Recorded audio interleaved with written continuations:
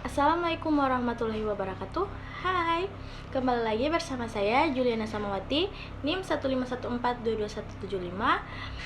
Seperti biasa, saya membuat video ini untuk memenuhi tugas mata kuliah pengembangan bahan pembelajaran di SD yang diampu oleh Bapak Dr. Rustam I. Husain SPD MPD.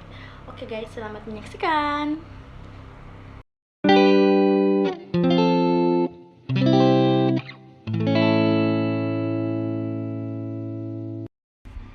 Pemahaman yang pertama yaitu pengertian media pembelajaran video.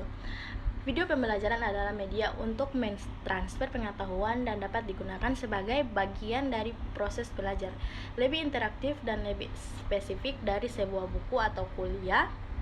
Tutorial berusaha untuk mengajar dengan contoh dan memberikan informasi untuk menyelesaikan tugas tertentu. Menurut Cepiriana 2007, media video pembelajaran adalah media yang menyajikan audio dan visual yang berisi pesan-pesan pembelajaran baik, yang berisi konsep, prinsip, prosedur, teori, aplikasi, pengetahuan untuk membantu pemahaman terhadap suatu materi pembelajaran. Video merupakan bahan pembelajaran tampak, dengar, atau audio visual yang dapat digunakan untuk menyampaikan pesan-pesan atau materi pembelajaran. Dikatakan tampak dengar karena unsur dengar atau audio dan unsur visual atau video atau tampak dapat disajikan serentak. Video yaitu bahan pembelajaran yang dikemas melalui pita video dan dapat dilihat melalui video atau VCD player yang dihubungkan ke monitor televisi. Menurut Sungkarno 2003, media video pembelajaran dapat digolongkan ke dalam jenis media audiovisual, AIS atau AVA, atau media yang dapat dilihat dan didengar. Biasanya media ini disampaikan dalam bentuk piringan atau pita. Media VCD adalah media dengan sistem penyampaian atau perekam video di mana signal audio visual direkam pada disk flash bukan pada pita magnetik. Menurut Arsyad 2004. Pemahaman yang selanjutnya yaitu unsur-unsur media pembelajaran video. Yang pertama, teks. Teks terdiri dari unit-unit bahasa dalam penggunaannya. Unit-unit bahasa tersebut adalah merupakan unit gramatikal seperti klausa atau kalimat, namun tidak pula didefinisikan berdasarkan ukuran panjang kalimatnya. Teks terkadang pula digambarkan sebagai jenis kalimat yang super yaitu sebuah unit gramatikal yang lebih panjang daripada sebuah kalimat yang saling berhubungan satu sama lain. Jadi, sebuah teks terdiri dari beberapa kalimat, sehingga hal itulah yang membedakannya dengan pengertian kalimat tunggal. Selain itu, sebuah teks dianggap sebagai unit semantik, yaitu unit bahasa yang berhubungan dengan bentuk makanannya. Dengan demikian, teks itu dalam realisasinya berhubungan dengan klausa, yaitu satuan bahasa yang terdiri atas subjek dan predikat, dan apabila terjadi diberi intonasi final akan menjadi sebuah kalimat, menurut Hasan 1976. Yang kedua yaitu gambar atau image. Gambar dapat meringkas dan menyajikan data kompleks dengan cara yang baru dan lebih berguna. Sering dikatakan bahwa sebuah gambar mampu menyampaikan sebuah kata, tapi itu hanya berlaku ketika kita menampilkan gambar yang diinginkan saat kita memerlukannya. Gambar juga bisa berfungsi sebagai ikon yang bila dipadu dengan teks menunjukkan berbagai opsi yang bisa dipilih atau select, atau gambar bisa muncul full screen menggantikan teks, tapi tetap memiliki bagian-bagian tertentu yang berfungsi sebagai pemicu yang bila diklik akan menampilkan objek atau event multimedia lain, menurut Suyanto 2003.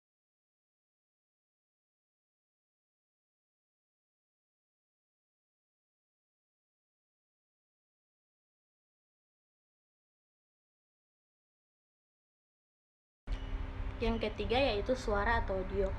Pengertian suara atau audio menurut Suyanto 2003 adalah sesuatu yang disebabkan perubahan tekanan udara yang menjangkau gendang telinga manusia. Audio terdiri dari beberapa jenis, yaitu waveform audio, format date, format MIDI, audio CD, dan MP3. Yang keempat, animasi. Pemakaian animasi dalam komputer telah dimulai dengan ditemukan software komputer yang dapat digunakan dalam berbagai keperluan seperti memerlukan. Pemahaman yang ketiga yaitu karakteristik media pembelajaran video. Menurut Cepi Riana 2007, untuk menghasilkan video pembelajaran yang mampu meningkatkan motivasi dan efektivitas penggunaannya, maka pengembangan video pembelajaran harus memperhatikan karakteristik dan kriterianya. Karakteristik video pembelajaran yaitu yang pertama, clarity of message atau kejelasan pesan. Dengan media video, siswa dapat memahami pesan pembelajaran secara lebih bermakna dan informasi dapat diterima secara utuh, sehingga dengan sendirinya informasi akan tersampai dalam memori jangka panjang dan bersifat retensi. Yang kedua yaitu stand alone atau berdiri sendiri. Video yang dikembangkan tidak bergantung pada bahan ajar lain atau tidak harus digunakan bersama-sama dengan bahan ajar lain. Yang ketiga, user friendly atau bersahabat akrab dengan pemakaiannya. Media video menggunakan bahasa yang sederhana, mudah dimengerti, dan menggunakan bahasa yang umum. Paparan informasi yang tampil bersifat membantu dan bersahabat dengan pemakainya, termasuk kemudahan pakai dalam merespon mengakses sesuai dengan keinginan. Yang keempat, representasi isi. Materi harus benar-benar representatif, misalnya materi simulasi atau demonstrasi. Pada dasarnya materi pembelajaran, baik sosial maupun sains, dapat dibuat menjadi media video. Yang kelima, visualisasi dengan media. Materi dikemas secara multimedia, terdapat dalam teks, animasi, sound, dan video sesuai tuntutan materi. Materi-materi yang digunakan bersifat aplikatif, berproses, sulit terjangkau, berbahaya apabila langsung dipraktikkan, memiliki tingkat keakurasian tinggi. Yang keenam, menggunakan kualitas resolusi yang tinggi. Tampil berupa grafis. Media video dibuat dengan teknologi rekayasa digital dengan resolusi tinggi, tetapi support untuk setiap spek sistem komputer. Yang ketujuh, dapat digunakan secara klasikal atau individual. Video pembelajaran dapat digunakan oleh para siswa secara individual, tidak hanya dalam setting sekolah, tetapi juga di rumah.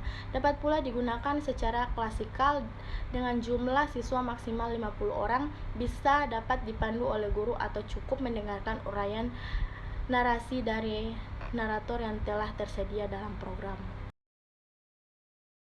Materi yang terakhir yaitu kelebihan dan kekurangan media pembelajaran video. Kelebihan media video pembelajaran. Yang pertama, mengatasi jarak dan waktu. Yang kedua, mampu menggambarkan peristiwa-peristiwa masa lalu secara realistis dalam waktu yang singkat. Yang ketiga, dapat membawa siswa berpetualangan dari negara satu ke negara lain dan dari masa yang satu ke masa yang lain. Yang keempat, dapat diulang-ulang bila perlu untuk menambah kejelasan. Yang kelima, pesan yang disampaikan cepat dan mudah diingat. Yang keenam, mengembangkan pikiran dan pendapat para siswa. Yang ketujuh, mengembangkan imajinasi. Yang kedelapan, memperjelas hal-hal yang abstrak dan memberikan penjelasan yang lebih realistis. Yang kedelapan, mampu berperan sebagai media utama untuk mendokumentasikan realitas sosial yang akan dibedah di dalam kelas. Yang kedelapan, mampu berperan sebagai storyteller yang dapat memancing kreativitas peserta didik dalam mengekspresikan gagasannya. Kekurangan video pembelajaran itu yang pertama, media sebagai mana media audio visual yang lain, video terlalu menekankan pentingnya materi ketimbang proses pengembangan materi tersebut. Yang kedua, pemanfaatan media ini juga terkesan memakan biaya yang tidak murah. Yang ketiga, penayangannya juga terkait peralatan lain seperti video player, layar bagi kelas besar beserta LCD dan lainnya. Sekian video dari saya, lebih dan kurangnya saya mohon maaf.